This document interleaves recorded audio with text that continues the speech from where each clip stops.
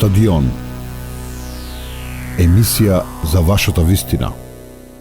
На почеток, само едно прашање поврзано со тој напумпан скандал за конфликт на интереси. Не и беше седно, а мислам дека сега е расчистена ситуацијата. Го споменува тогаш и Самак. Да, конфликт на интерес во која смисла? Па, сте биле, како Деспотовски сега да стане директор на Кромберг и Шуберт, не знам како се вика.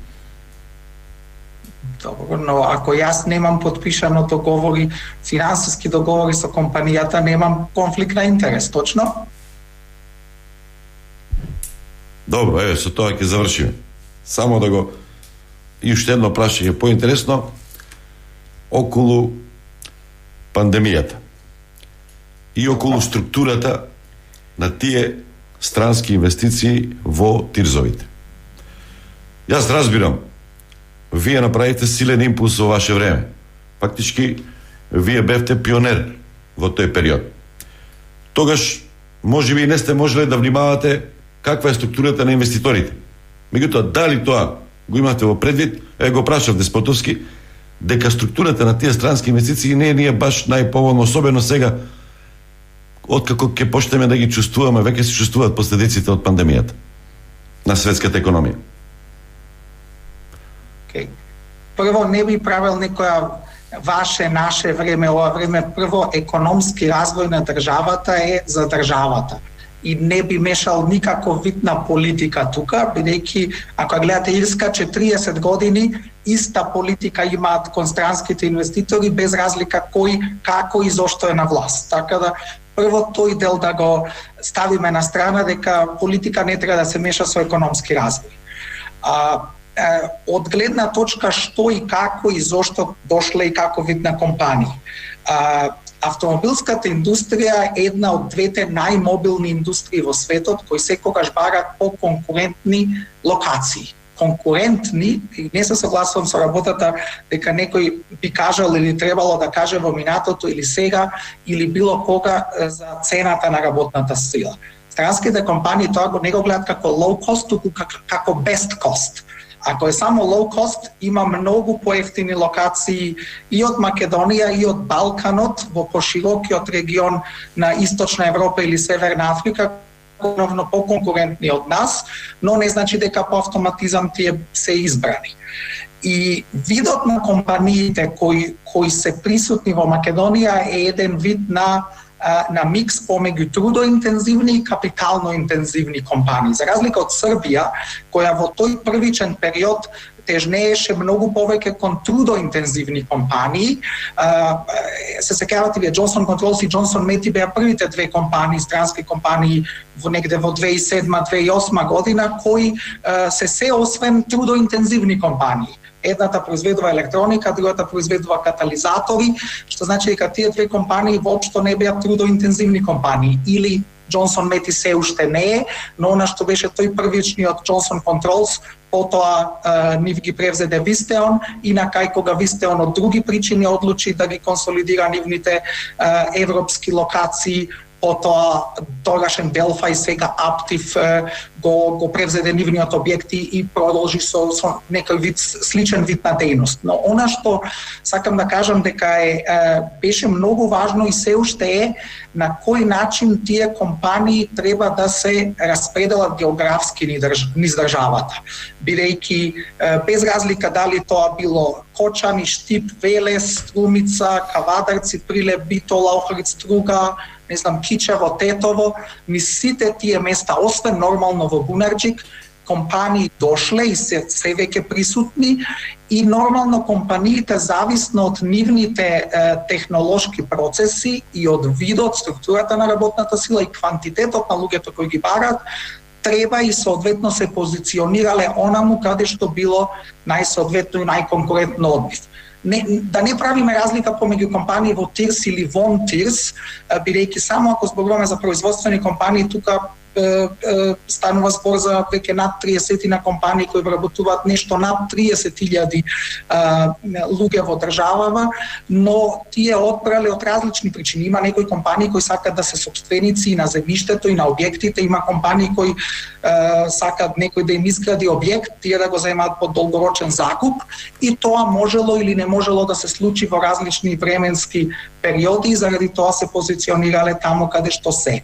Но сметам дека оној вид на микс помеѓу трудоинтензивни и капитално интензивни компании кои постојат кај нас, Србија на почетокот било само трудоинтензивност, најголема потреба било намалување на невработеноста, додека во изминатите неколку години тие се целосно концентрирани кон технолошки напредни, не само капитално интензивни, туку и проекти што значат дизајн, research and development и слично, и на жалост тука ние не сме многу конкурентни или не успеавме да бидеме конкурентни на тоа поле.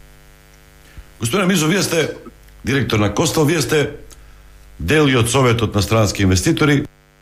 Пред еден месец, колку време беше, Германската комора, деловна делегација, редовно објавува такви анкети и објави анкета во која што лоши се оценките на инвеститорите за работењето на владата, за амбиентот, ама сепак велат дека би инвестирале во Македонија.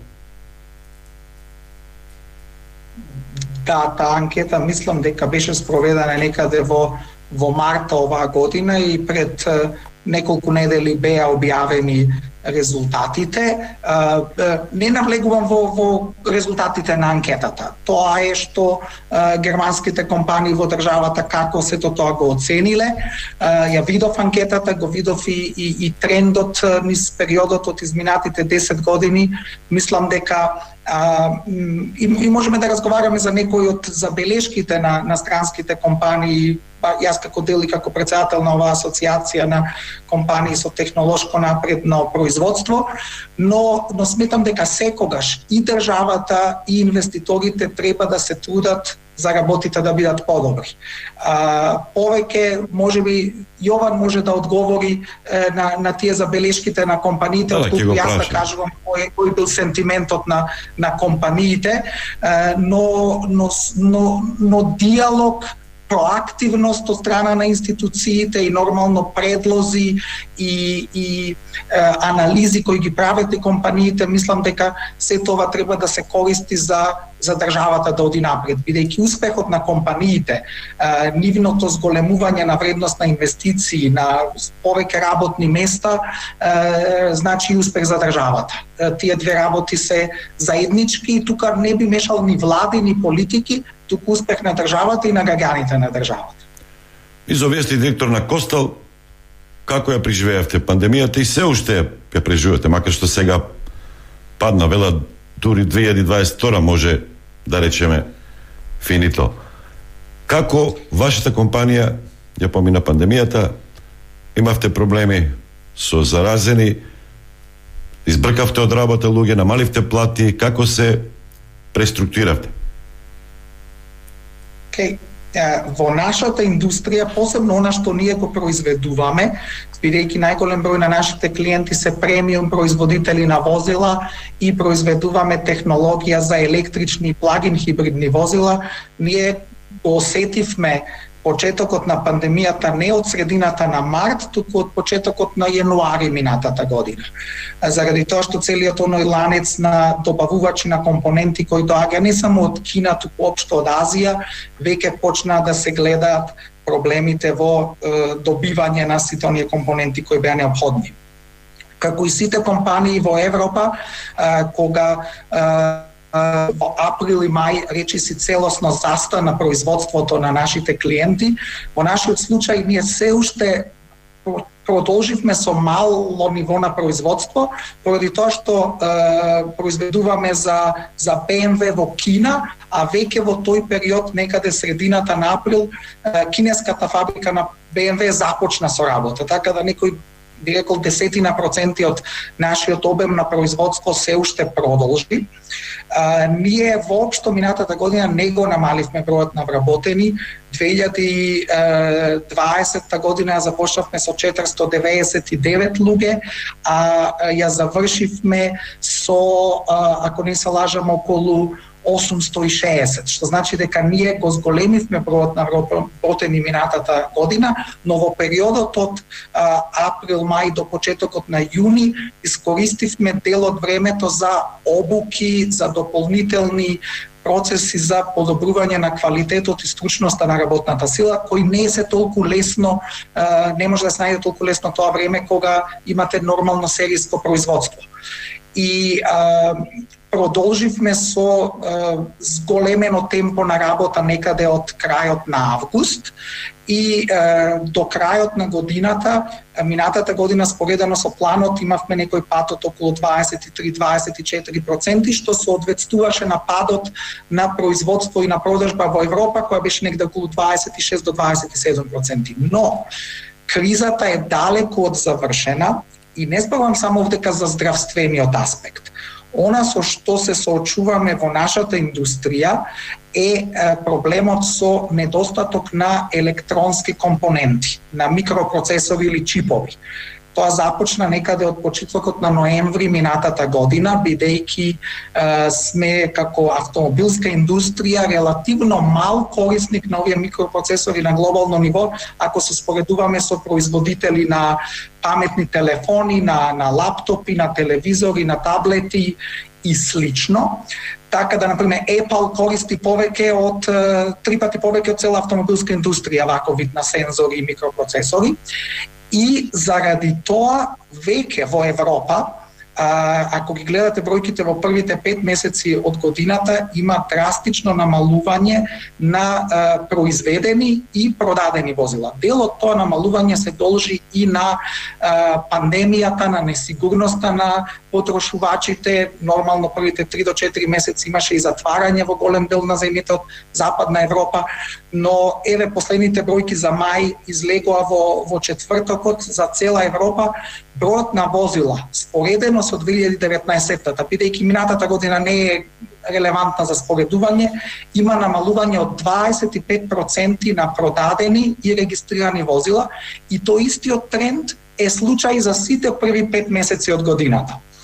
И ако гледате каде сме ние со нашиот план, за првите 5 месеци од годината имаме пад, не само ние како компанија, туку најголем дел од компаниите кои работат во оваа индустрија во Македонија, некаде не помалку од 10, но некои компании имат пад до речиси 20%, зависно дали се тие така наречен Tier 1 или Tier 2 добавувач, значи дали директно ги продаваат своите производи на крајните производители на возила или се малку поназад во целиот тој ланец, и очекуваме дека овој вид на намалување на нарачките ќе продолжи и во следните неколку месеци. Само во средата и Daimler и Volkswagen и Stellantis кажаа дека во следните 5 до 6 недели ќе има драстично намалување на работните часови во сите нивни производни погони во Европа. Ние добиваме вакви најави на 2 дена пред да се случи ова. Например, пред 2 недели Мини од Оксфорд од Велика Британија во среда попладне не извести дека од петок прва смена нема потреба во период од 3 дена да работиме за нив, бидејќи тие ја затвараат фабриката поради недостаток на компоненти, и потоа од тие 3 ова се зголеми на 11 дена.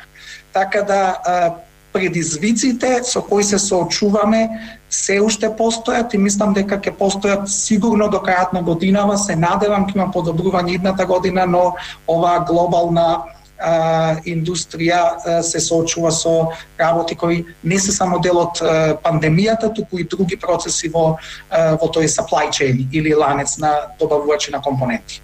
Само кратко да ми кажете, гледам во Соединетите американски држави, во Кина има неверојатен раст. Дали Абсолютно станува проблем тука во менаџирањето, менталитет? И сакам да ме прашам, мора да има некое излезно решение? Дали ќе треба целосно да се преструктурираат кон производство на електрични возила во автомобилската индустрија. Кои се перспективите? Или ќе се намали транспортот, луѓето ќе работат повеќе од дома, ќе нема толку деловен простор. И јас мислам дека туризмот пак ќе мора да функционира, возилата ќе постојат, само какви ќе бидат. Дали тука имате некое интересно размислување и прогноза? Да, добро прашање. Со оваа криза се соочуваат и Соединетите Американски држави и Кина, но не до тој степен со кој се соочува Европа, но истовремено излезот од пандемијата е многу различен на сите три континенти.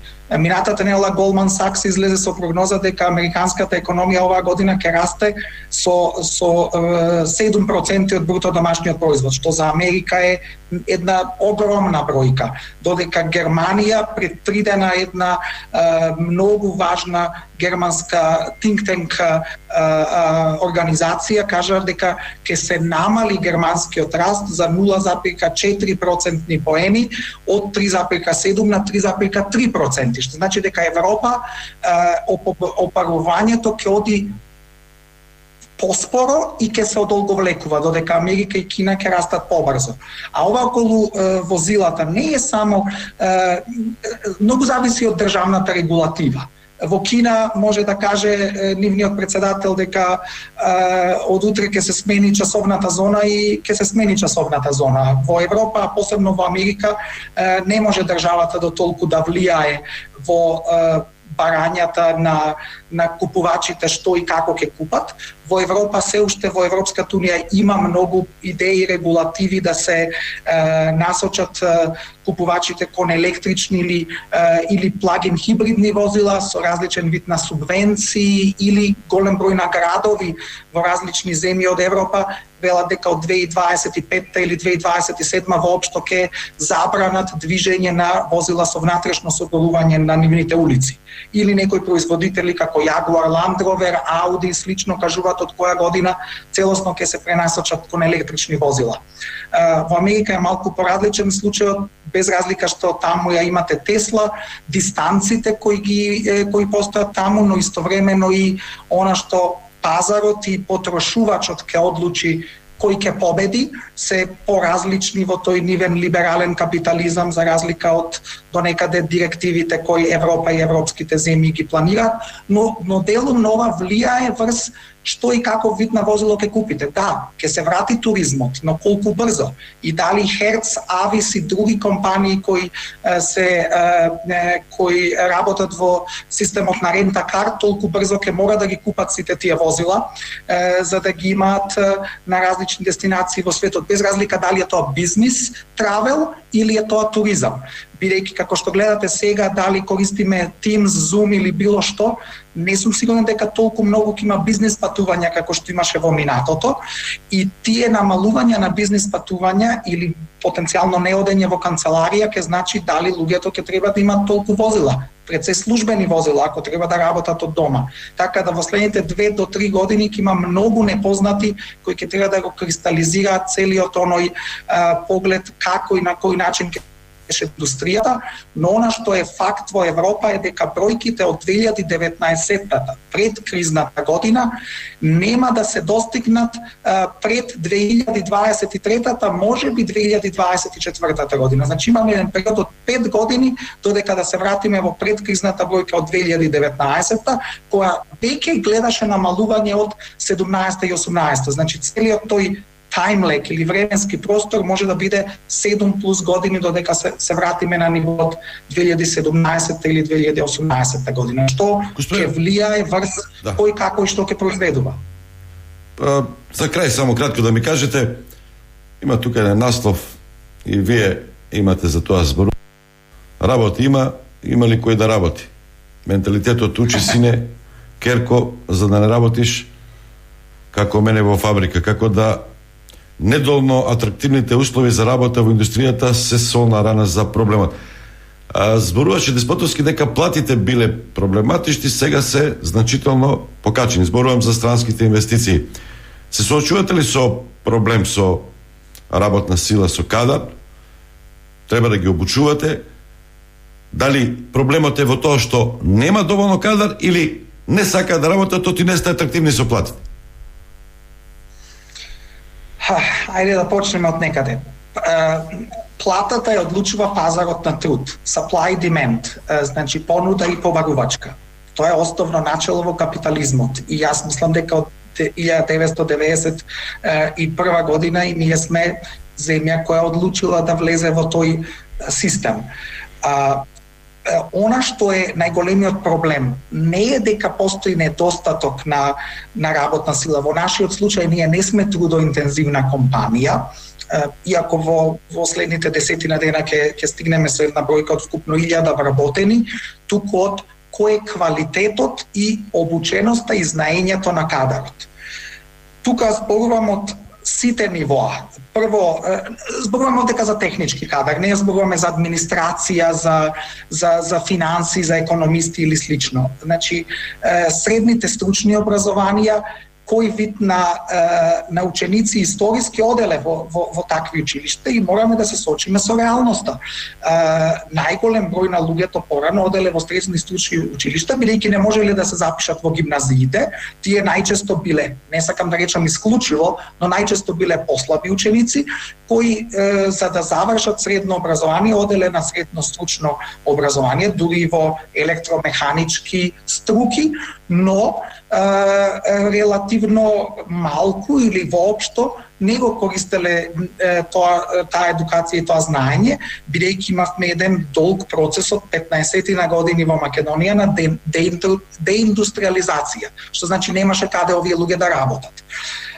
Сега сите овие активности што се прават со средното стручно образование, да, полека, но сигурно ќе помогнат, но тоа е процес. И тој процес нема да трае кратко време и ние активно сме вклучени и во програмата сега од септември, тоа ќе биде 4-та година, поред каде што сме вклучени во ова дуално образование со германската комора АХК, но паралелно работиме и на обучување на тој наставнички кадар, бидејќи не е доволно само да ги обучите учениците, кога тие наставници не виделе робот, не виделе автоматизирани машини, без разлика кога тие го поминеле нивното образование.